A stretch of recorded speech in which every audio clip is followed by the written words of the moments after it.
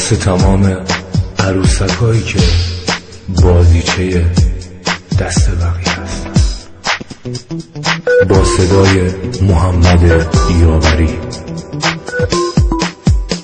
شاعر سروش ورناسی، تهیه شده در استودیو صدای تازه.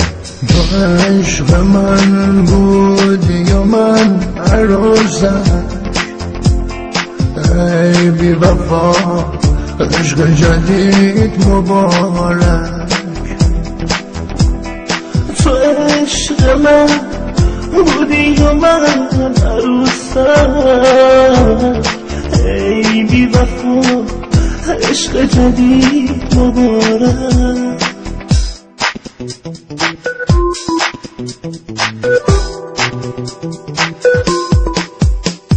یادت زدی رو قرآن که نشیم از هم جدا، حالا تو رفتی و من تنها شدم با قصه ها.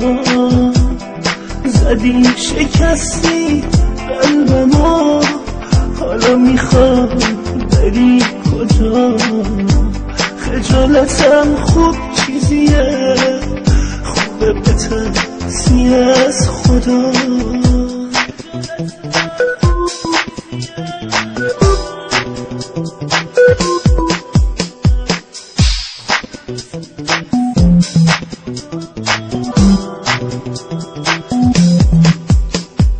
جهنمم کمه واسم، کمه هزار بار بمیری، کمه به پام بیفتی و درد بی درمون نگیری.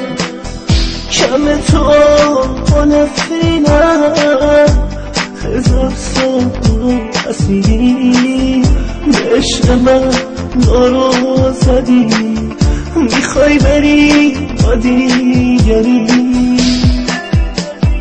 تو عشق من بودی یا من عروسک، ای بی وفا عشق جدید مبارک. تو عشق من بودی یا من عروسک، ای بی وفا عشق جدید مبارک، عشق جدید مبارک.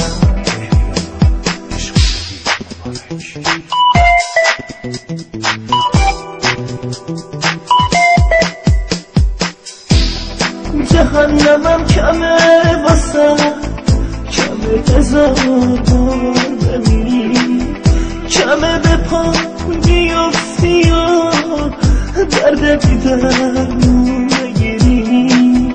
کمه تو ها نفرینم، هزار سال اسیری، به عشق من نارو زدی، میخوای بری با دیگری.